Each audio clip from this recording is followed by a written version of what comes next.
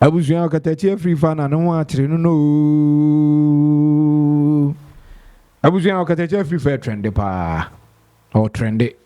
Na ne trend ne start free last 2 weeks. Abra yenu akwaku manu ekoka nsem bia. Oba ya obeye de yebeka na adwen kire kwaku manu. Anso wa kwaku manu de chew pa bai. Akwa na se o me de mante. Enti no mesenya keka bia kire kwaku manu ma ekofa nsem pi ba ma kwaku manu kura be ye den ebeka na adwen de ye den e de kire Okatakyie Afrifa. Fast forward.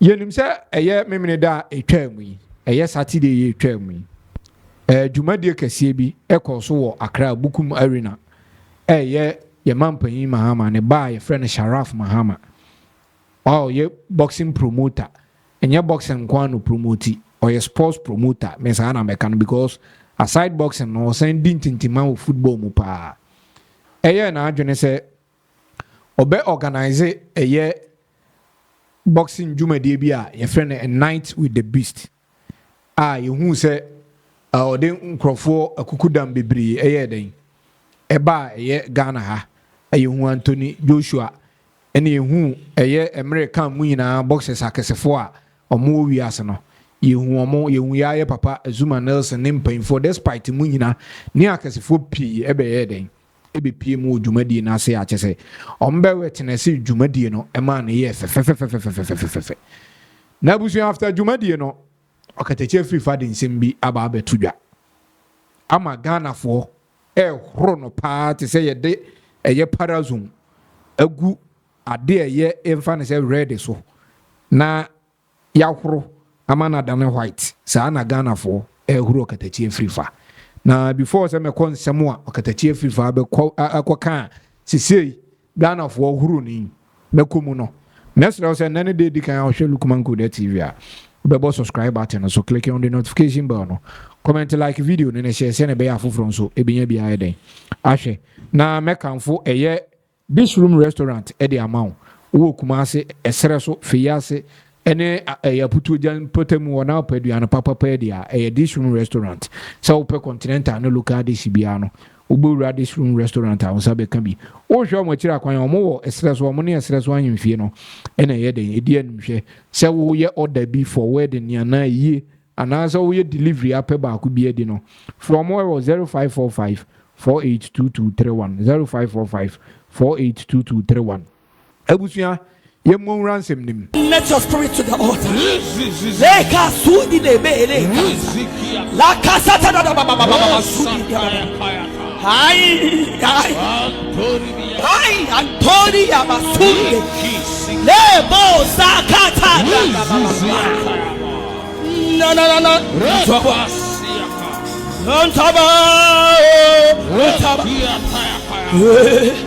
I'm feeling the high. Yeah. Sanem di kan kire mu no memne de twam yi ena dwumadie kase bi course wo Accra Bukum Arena Sharaf Mahama Mampanyin Mahama ne ba organize boxing dwumadie bi a chese ama Ghana din enne metimi aka se wiase nyina den ate Ghana enka efa boxing because of the akukudam mo agidin wo boxing mu pa wo wiase a ena odi omo ye den eba Ghana ha odo mo be ye den ebe witness boxing dwumadie course na after dwumadie no Okatakyie Afrifa show bi o ya friend for the records ekotena so na ya yenim se Okatakyie Afrifa be 2 weeks ni o trend pa ni na ne so ne kwaku manu ama sabi o kwaku manu kura to ni din se o ye nkwasiafo hene sabi o ye nkwasiafo hene na wasen aka no ho biem ama nsi ade wa promote Ghana for promote no from sabi o nkwasiafo hene na kwaku manu de man no omo promote no e de ko different level na we are Ghana for de ne ko ne de abusua ano e de nchen ne kwaku manu de ye den e de man no Okatakyie Afrifa se on tiase se Sharaf Mahama ayeden a organize boxing dwumadie afa kukudam bi ti se Anthony Joshua ene sa American mo e de omo aba Ghana ha na Sharaf Mahama kire baby onya ni sika no kwan ofa so nya sika invite sa nkrofo no na okan wie Ghana fo bi mu se Okatakyie Afrifa ye no ane say na amen eye jankroma munim jankroma akufu ado baba na da biaro Kevin Taylor say abuziamu fa chebe ni tia ye say kube na ono kura no ekofa McMill e ma no be shi wi e wo Flagstaff House ono kura no wantimi anka ho asem o de Ghana sika o ekofa McMill ye nyamfa so bi afiri so e wo Ghana ha ma ne san be shi wi wo Flagstaff House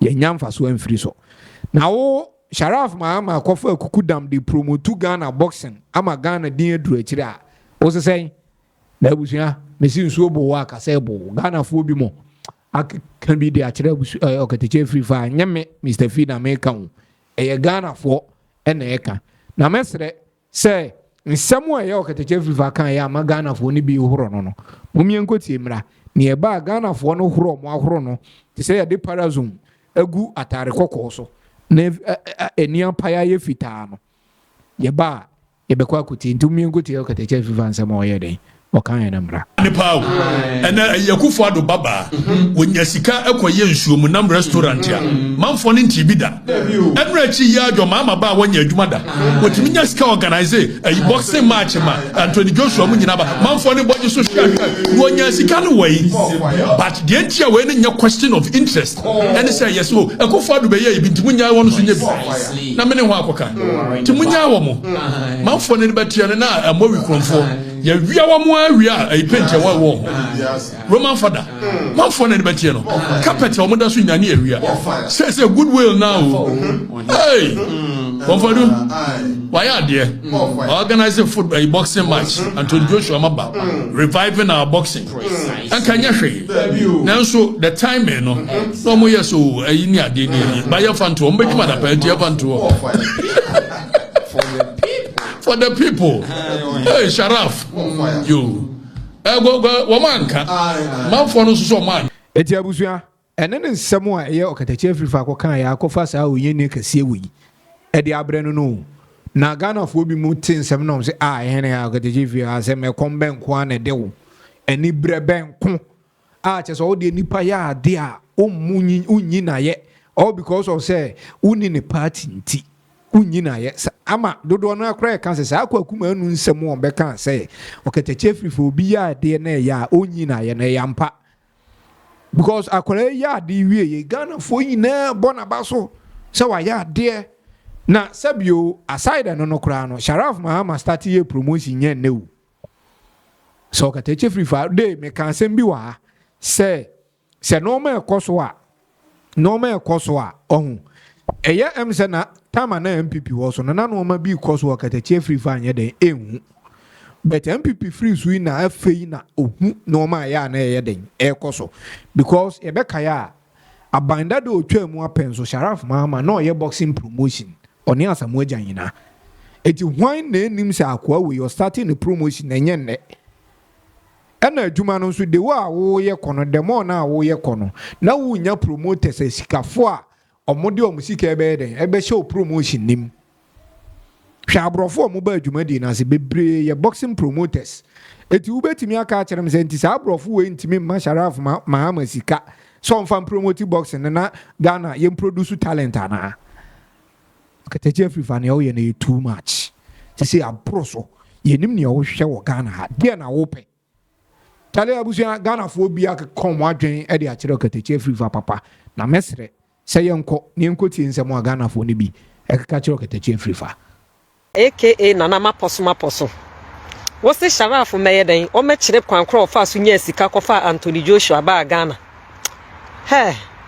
unsa wajimi o wie ya wo san de ne ba betoto akufu ado ba jankroma okokofa Mickey Mills e ma ne be hyehye ntampe e wo Flagstaff House wo wie ya san twitwa video e use the F word e ma yen wo de ne ba betoto no ho bonfa ade no wani brad yesa sesi wani abrad ya de atratra mpanimfo a makola ketwa Sharaf oyem bai ena sesi wo de wani bre kono so na wo wati fidru se Sharaf no wabo bra akola wo yabo even in opposition tama na ne papa medi president no on a sports club dadaw no organizing the sports activities dada Sharaf register the company the sporting club bi abra na ne papa wo opposition enti sa wosi Akufo Adoba no e de Mickey Mills ba ye yanka ho asem de na ya de na Sharaf de on de ode ne de ya ba wo beka ho asem se Mickey Mills ba na wo Ghana de na wo kan ye ene se Sharaf nso de ne de ya ba kan wa no tum wo ho wo nwi wo ho kwakuma nu hyewo na ye fra wo se bra be yi wo ho anu bra na be kontokwa no onkoko using who you are to solicit funding from people or not. You, Okatakyie Ghana Hanu say, who you call Okatakyie demonstration? It got to a point that we never had money to pay for hotel near day. Now Oliver Baka that time no channel. Now who na frefre wa down for 4. E mo mudi sika ba mi echi hotel day. Okatakyie sa wumpo awo o papa enya assembly man. Wumpo wo maame etese me maame wumpo we need network bia locally not to talk of internationally etumi nya nkofo wa braboma when you need help you can reach out to her. Organize president ba ufi say only the networks people would even be willing to support the boy to do it because they know say they can also invest in that to make money. Bad man jaya hoya no. Why? Charlie. Boxing a gamer near papa mo any anamo epepa. Next within the last 8 years of Akufo Addo's campaign, no. Omu go boxing kura tize kumawu. Omu go the kura. Let's say Sharaf Mahama, this young boy, I shall say revive the love of boxing back. Okatakyie Afrifa shall say criticize Sharaf Mahama. What's wrong with you? What's actually wrong with you, Okatakyie Afrifa? What is Sharaf Mahama compare a Jankuma, Akufo Addo Jankuma? Kadebuha, Sharaf Mahama will be an appointment to. I will be able to say Sharaf Mahama, he's into sport. And never pay an appointment as a sports minister. That's all money deal be ya. But Addo Jankuma, painting dinda, painting da. I should never pay any painting deal, mano. Painting contract, mano, $25 million. $25 million, say, often could paint you overhead, Ewakra. And no crime sounds wow. Papa Samano, $34.9 million. So often go fast papers, ambulance papers, emblem chromacy. I didn't with me boy, I press on me, BM.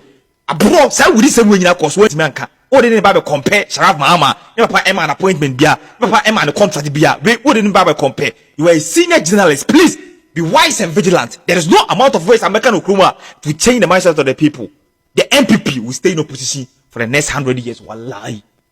Eti abusuya ne eno ne ukotie ye nua baba ko bi kura de wakoro no papa atemdidie nyina ebi wom ya ye nipa ye rough enso ahoro no pa so nim ne ntiri ne ntia Okatakyie Afrifa se wama nani so a wa se nani etia eye Mr Ibrahim Mahama sa de na Mr Ibrahim Mahama nya no den eno nyewo Okatakyie Afrifa adan anka ne minim ne so obi wo sika da bia umpa ya obebo ne se awurade ma wo so nye te sesa nipa no je otan no na no eden otan ben ni otan hunu ben no jankroma nyeska mekmil na okofa ne besi flata vaz man be shi wi esanye video e de koto America chese wa gu ye hu fi wasenya brega na kurase eno kura no wanka sentia na obi onu promote Ghana ama Ghana didi nja promotion ye oye ba bia na Ghana din nam e wo boxing mu wanti mi anyi nipa na ye betu se ni din ba bia okope ska no onya no wanum me sofu bi na kan o se mi di ye na me brede wunim but na bi Nyankopon de mi akwa akosi ya u bi bisa me se me fa hen me fa wanum sabi wanum ya na mi nya sa ayi no nya twem no ma no ukojiska no abetena na ukaka ne ope all because of politics ne betwem wate e betwem u dignity hu ne hia wanim nyam hu ne hia enye wama Ghana fo horo dodo anka ne mi de minim so oyo hina oti akunya so de enti na wama Ghana fo di watem sa eti se nipa ya ade a wuntimi nyina ye Okatakyie nipa ya ade a wuntimi nyina ye